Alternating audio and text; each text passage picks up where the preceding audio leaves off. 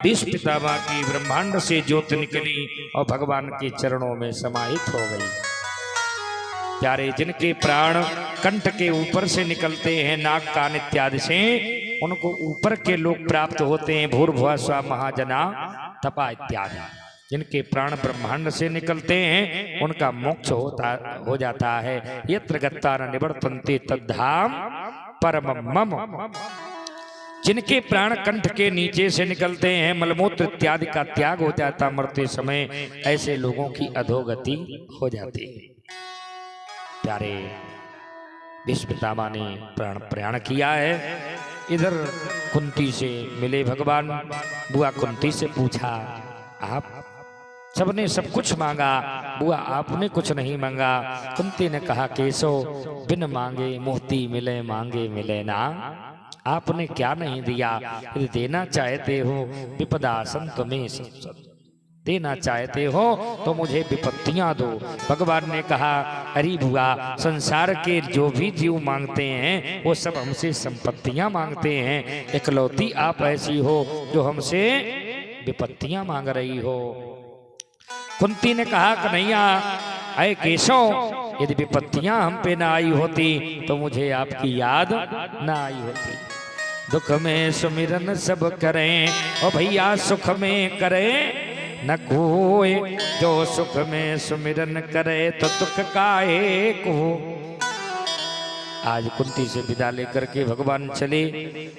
इधर भगवान कुरजांगल पांचाल सूरसेन यमुना तट के देश ब्रह्मावर्त कुरुक्षेत्र वत्सदेश सरस्वती तट से होते हुए मारवाड़ सौवीरा वीर इत्यादि से होते हुए द्वारिका के समीपवर्ती आनर्त में रुके भगवान आनर्त देश में, और पुनः होते हुए यहाँ से भगवान द्वारिका में आए हैं। भगवान द्वारिकाधीश द्वारिका में विराज रहे हैं।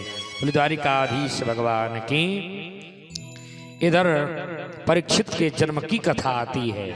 अश्वत्थाम्नोपसृष्टेन ब्रह्मशिष्णोर तेजसा उत्तराया तो गर्भा ईशेन जीविता पुनः।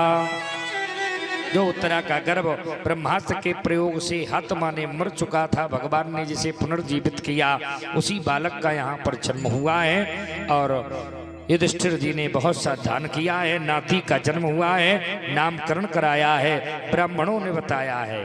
पार्थ प्रजापिता साक्षात इच्छा कुरिव मानवा ब्रह्मण्या सत्यसंधश्च रामो दाशरथश्रिय। ये साक्षात इच्छा के समान प्रजापालक होगा, दशरथ के पुत्र भगवान राम के समान सत्य पारायण होगा, शिव उसीनर के समान दानी होगा, शरणागत रक्षक होगा, दुष्यंत के पुत्र भरत के समान प्रतापी होगा, धनुर्धारियों में अर्जुन के समान होगा। और बता दिया, एक ब्राह्मण के श्राप के कारण तक्षक के डसने से इसकी मृत्यु होगी, चक्रवर्ती सम्राट बनेगा। महाराज भगवान की कृपा के कारण इसे जीवन दान मिला है। वैसे तो इसका नाम विष्णुरात होगा, देवरात होगा, लेकिन भगवान की इच्छा से जीवन दान मिला है, इसलिए परीक्षित नाम से विख्यात होगा।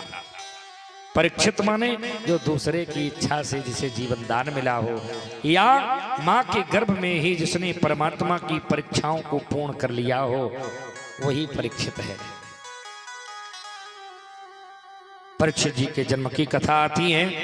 धृतराष्ट्र गांधारी ने हिमालय की ओर प्रस्थान किया है। महाराज अर्जुन लौट करके आए, भगवान धराधाम को छोड़ करके चले गए। युधिष्ठिर ने परीक्षित को राजा बनाया और स्वयं महाराज उत्तर की ओर हिमालय की ओर इन्होंने सभी ने वैकुंठारोहण किया है, स्वर्ग की ओर गए। एक बार झूठ बोला था अनजान में युधिष्ठिर ने, तो इन्हें नरक का दर्शन करना पड़ा। नरो मरो वा कुंजरो, अनजान में झूठ बोला था। और आजकल लोग रात दिन झूठ बोलते हैं। विचार करो क्या स्थिति होगी। सबसे ज्यादा मोबाइल झूठ बुलवा रहा है, लोग झूठ खूब बोल रहे हैं। बैठे हैं दबौली में, फोन आया, कहाँ हो भैया, बाहर हैं? किसी से झूठ बोलना है, झूठ एक झूठ बोलने छिपाने के लिए चाहे फिर 1000 झूठ बोलो, झूठ तो झूठ ही रहेगा। स्वयं भी झूठ बोलते हैं, बच्चों को भी झूठ बोलना सिखाते हैं। ये कच्चे घड़े हैं, इन्हें अच्छे संस्कार देने चाहिए। एक व्यक्ति के यहाँ तगादे वाले आते थे छोटे बच्चे से, कहा कि जाओ कोई आया है द्वार पे, कह देना पापा घर में नहीं है। दरवाजा खटखटाया, दरवाजा खोला, बेटा पापा कहाँ हैं? पापा जी ने कहा है कह दो पापा जी घर में नहीं है। बच्चे तो दिल के सच्चे होते हैं ना, इसलिए मेरी माताओं, मेरे भाइयों, मेरे बंधुओं, अपने बच्चों को अच्छी शिक्षाएं दो, अच्छे संस्कार दो। ये कच्चे घड़े हैं, चाहो तो कच्चा फोड़ दो, चाहो तो पका लो, हैं? इसलिए इन्हें बहुत ध्यान से संस्कारवान बनाने का प्रयास करें। परीक्षित जी जब राजा बने तो परीक्षित जी महाराज ने उत्तर की पुत्री इरावती से विवाह किया। जन्मेजय आदि 4 पुत्र हुए। और एक बार जंगल में जब ये शिकार, कृपाचार्य को इन्होंने गुरु बनाया, जंगल में शिकार करने के लिए गए। धर्मा प्रदय के न चरण विच्छायाम उपलभ्यकाम रक्षते स्माश्रुपदनाभिवस्यामिव मातरः। एक बैल को देखा, 3 पैर टूटे हैं, एक पैर केवल बचा है। काले वर्ण का पुरुष वो भी तोड़ने का प्रयास कर रहा है। गाय के रूप में एक गाय को देखा जो रभाती हुई, गोबर करती हुई चली आ रही, नेत्रों से अश्रु प्रवाहित हो रहे हैं। परीक्षित जी ने पूछा, देवी तुम कौन हो? इसने कहा मैं पृथ्वी हूँ, गाय का रूप बना करके आई हूँ। बैल से पूछा, बैल रूपधारी आप कौन है? कहा मैं धर्म हूँ। महाराज पीछे देखा, एक काले वर्ण का पुरुष है, मूसल का प्रहार कर रहा है, चौथे पैर को तोड़ने का प्रयास कर रहा है। पूछा कौन हो? इसने कहा मैं कलयुग हूँ। राजा परीक्षित ने कहा कि मैं तुम्हें राज्य में रहने नहीं दूंगा पृथ्वी पर, मैं तुम्हें मार दूंगा। धनुष पर बाण चढ़ाया। कलयुग ने कहा महाराज जिसका समय आ जाता है उसे जाना भी पड़ता है, और जिसका समय आ जाता है उसे आना भी पड़ता है। तपा शौचम सद्दया सत्यमिति पादा कृते कृता अधर्मा संस्त्रयु भगना स्मय संगम दयस्तव। धर्म के 4 पैर हैं, तप, शौच, दया, सत्य और महाराज अधर्म के विस्मय, मैथुन और मद 3 चरण हैं। 4 चरण पर 3 चरण भारी हो रहे हैं। कलिकाल में धर्म का एक ही चरण शेष है। कलिमा केवल एक प्रधान, प्रगट धर्म के 4 पग, लेकिन कलिमा एक प्रधान। एन केन विधि दीने दान करे कल्याण। कलयुग में केवल दान ही एक चरण बचा है, इसलिए दान करना चाहिए। अब दान कितना करना चाहिए? प्रत्येक व्यक्ति को अपनी आय का 10अंश दान करना चाहिए। कहाँ करना चाहिए? धार्मिक आयोजनों में, गरीब कन्याओं के विवाह में, गौओं की सेवा में। स्वयं गाय नहीं पाल सकते तो गौओं की सेवा में दान करें। अपेक्षित वंचित गरीबों, असहायों, दीनों की सेवा में धन को लगाना चाहिए। जो गरीब विद्यार्थी हैं, विद्याध्ययन नहीं कर सकते हैं, इन्हें पढ़ाने लिखाने में धन खर्च करना चाहिए। 10अंश दान करना चाहिए। धन की 3 गतियां हैं। अगर धन है तो इसका भोग करिए, भोग के बाद कुछ अंश दान करिए, और दान नहीं किया तो तीसरी गति है नाश। इसलिए दान से धन की शुद्धि होती है। प्रत्येक व्यक्ति को दान करते रहना चाहिए।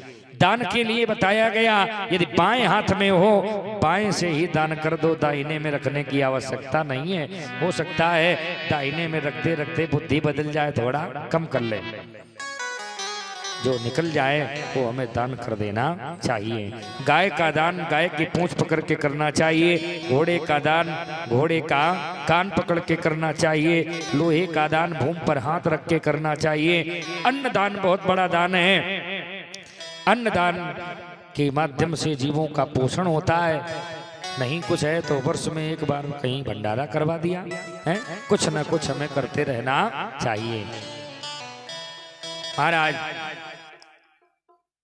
राजा परीक्षित ने कहा कि मैं तुम्हें रहने नहीं दूंगा। इसने कहा महाराज हमारा युग आ गया, समय आ गया है, कुछ स्थान हमें दे दो। हमारे अंदर केवल दोष ही दोष नहीं है, गुण भी हैं। अन्य युगों में बड़े बड़े यज्ञ करने से जो फल मिलता था, कलयुग में केवल कथा और सत्संग, भगवान का कीर्तन करने से वो फल प्राप्त हो जाता है। कलौ केशव कीर्तनाथ, कलयुग केवल हरि गुण गाहा और गावत नर पावई भव थाहा। अब लिख दिया कलयुग योग न यज्ञ न ज्ञाना, एक आधार राम गुण गाना। इसका मतलब ये नहीं है कि यज्ञ न करो। अगर अर्थ लोग सीधे कर लें, बोले कलयुग में यज्ञ करने की कोई आवश्यकता नहीं है, ऐसा नहीं है। अगर यज्ञ ना भी कर पाओ, ज्ञान बहुत अधिक अर्जित न कर पाओ, केवल भगवान के नाम का आश्रय ले लोगे तो भी संसार सागर से पार हो जाओगे। इसने कहा कुछ स्थान हमें दे दो, मैं वहीं पर रहूंगा। राजा परीक्षित ने कहा अभ्यर्थिस्तदा तस्मै स्थाना निकल्प दक्षे द्यूतम पानम स्त्रिया सोना यत्रा धर्मस्य चतुर्विधा।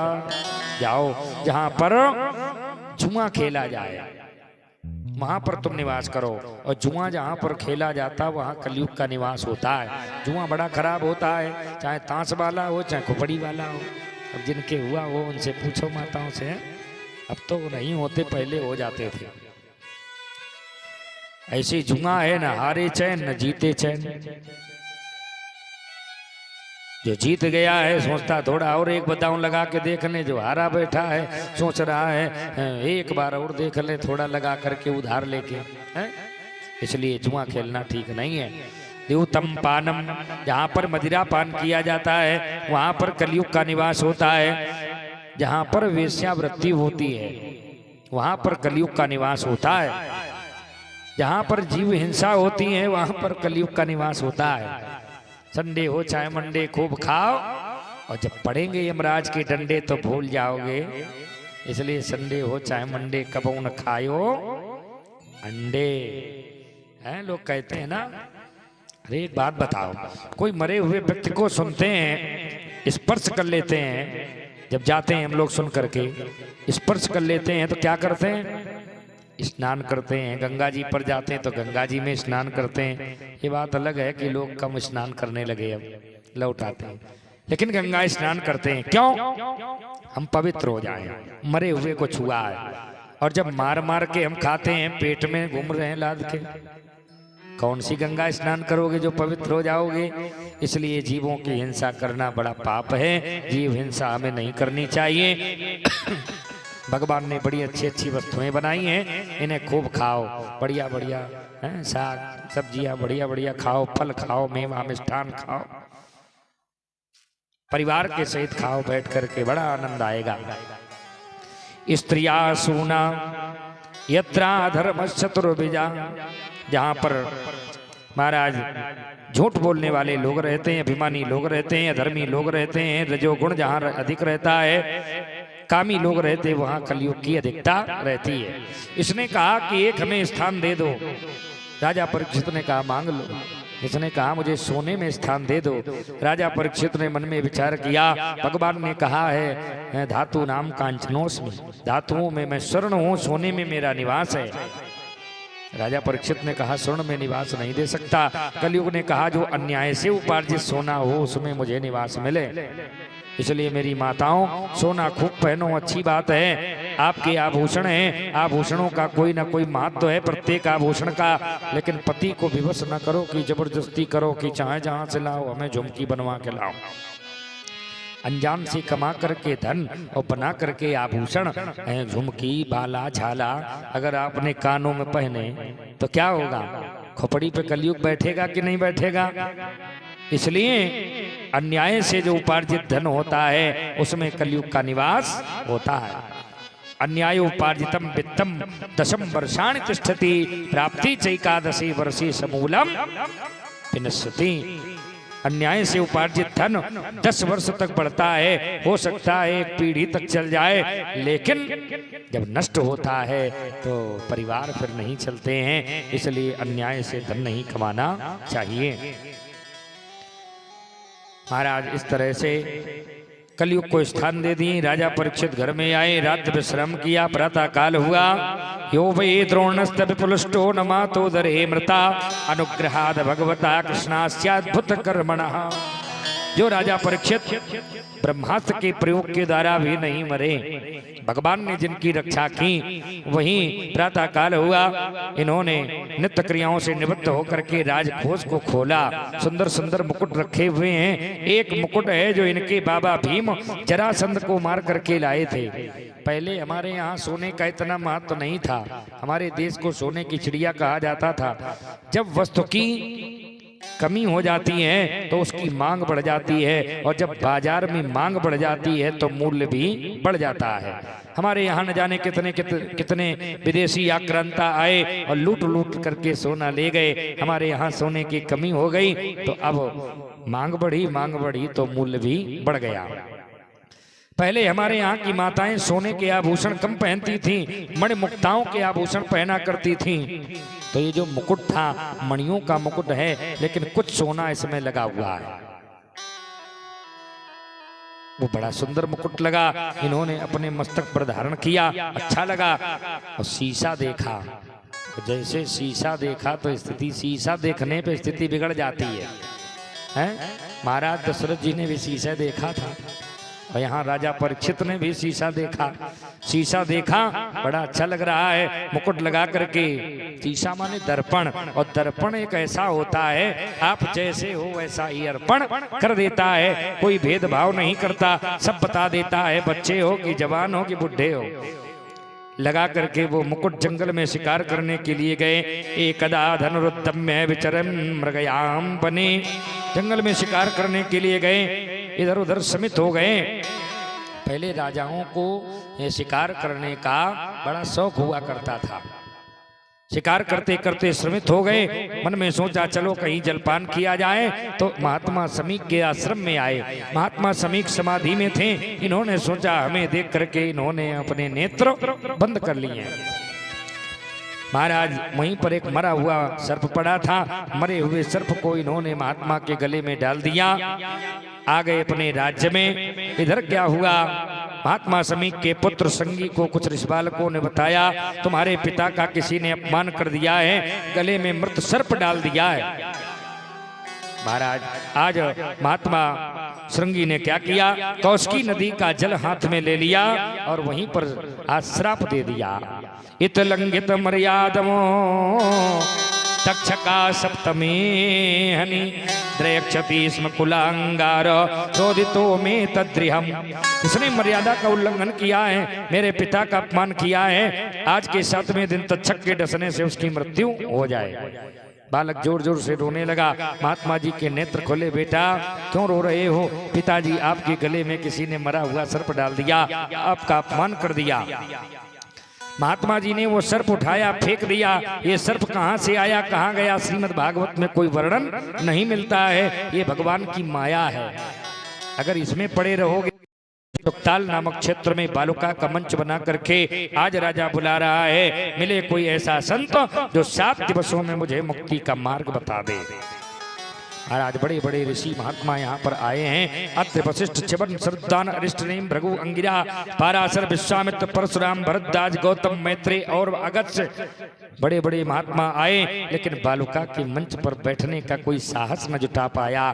क्यों? अगर 7 दिन में मुक्ति न मिली तो हंसी हो जाएगी। डॉक्टरों के यहाँ जाओ तो पहले हाथ नहीं लगाते हैं, पहले क्या करते हैं, पहले फार्म भरवाते हैं, लिखा कुछ नहीं होता, कहते हैं साइन कर दो। क्यों? जो हमें समझ में आएगा नहीं। हमारी हंसी होगी कि अस्पताल पहुंचे मार डाला डॉक्टर ने। साहस नहीं जुटा पाते हैं वो। ऐसे कोई नहीं उस बालुका के मंच पर बैठा। इतने में क्या हुआ, तत्रा भवदो भगवान व्यास पुत्रो यदक्षया गामत्मानपेक्षा अलक्षयोनिम निजलाभतुष्टो व्रतस्य बालै अरवधूत वेशः। महाराज सुखदेव जी महाराज का आगमन हुआ है। भगवान व्यास पुत्रो, व्यास जी के पुत्र सुखदेव जी महाराज, बड़ी जवानी 16 वर्ष की, बड़े बड़े लंबे लंबे केस, आजान बाहु। आजान बाहु का मतलब खड़े होने पर जिनके हाथ घुटनों तक पहुंच जाए, वो है आजान बाहु। ये जो घुटने हैं इनके नीचे परिया को छू ले, वो होता आजान बाहु। लंबे लंबे केस हैं, चले आ रहे हैं, आत्मा राम हैं। ब्रह्मराज महाराज, बच्चे स्त्रियां बच्चे कंकड़ मार रहे हैं, स्त्रियां हंस रही हैं, उन्मत्तों की भांति चले आ रहे हैं। व्रतश्चवालैरवधूत वेशा, अवधूत वेश है। आते आते उस बालुका के मंच पर विराजमान हो गए। खड़े होकर के सभी ने सुखदेव जी महाराज का यहाँ पर स्वागत किया है। बोले सुखदेव जी महाराज की जय हो। राजा परीक्षित ने आज सुखदेव भगवान का पूजन किया है। राजा परीक्षित ने सुखदेव जी से पूछा, सुखदेव जी ने कहा राजन तुम्हें कष्ट क्या है? गुरुदेव मरते हुए व्यक्ति को क्या करना चाहिए? मरते हुए व्यक्ति को केवल और केवल भगवान की कथाओं का चिंतन करना चाहिए, श्रवण करना चाहिए, भगवान के नाम का स्मरण करना चाहिए। राजन तुम्हें क्या भय है? 7वें दिन तक्षक डसेगा, ब्राह्मण का श्राप है, मृत्यु हो जाएगी। सुखदेव जी ने कहा राजन तुम्हें ही केवल श्राप नहीं लगा, ये 7 दिवसों का जो श्राप है संसार के प्रत्येक जीव को लगा है। सभी को 7 दिवसों में मरना है, चाहे संडे मंडे करके गिनो, चाहे रविवार सोमवार मंगलवार करके गिनो, 7 दिवसों में ही सभी को मरना है। राजन तुम्हें मैं ऐसा अमृत पान कराऊंगा, ब्राह्मण का श्राप है, सर्प तो डसेगा, लेकिन 7 दिवसों में श्रीमद् भागवत की पावन कथा सुनाऊंगा, तुम्हारी मृत्यु नहीं बल्कि तुम्हारा मोक्ष हो जाएगा। आज राजा परीक्षित ने सुखदेव जी का पूजन किया है। राजन तुम्हारे पास तो 7 दिवसों का समय है। खट्टांग दीर्घबाहु के पास महाराज किसी के पास 2 घड़ी का समय था, किसी के पास आधी घड़ी का समय था, उनकी मुक्ति हो गई। तुम्हारे पास 7 दिवसों का समय है, निश्चित तुम्हारी मैं मुक्ति कराऊंगा। आगे यहीं की कथा, आज की कथा यहीं विश्राम लेगी। कल आगे सुखदेव और परीक्षित का संवाद आप लोग सुनेंगे। परीक्षित जी ने सुखदेव जी का पूजन किया है। ओ हरि की कथा सुनाने वाले, ओ हरि का नाम बताने वाले, तुमको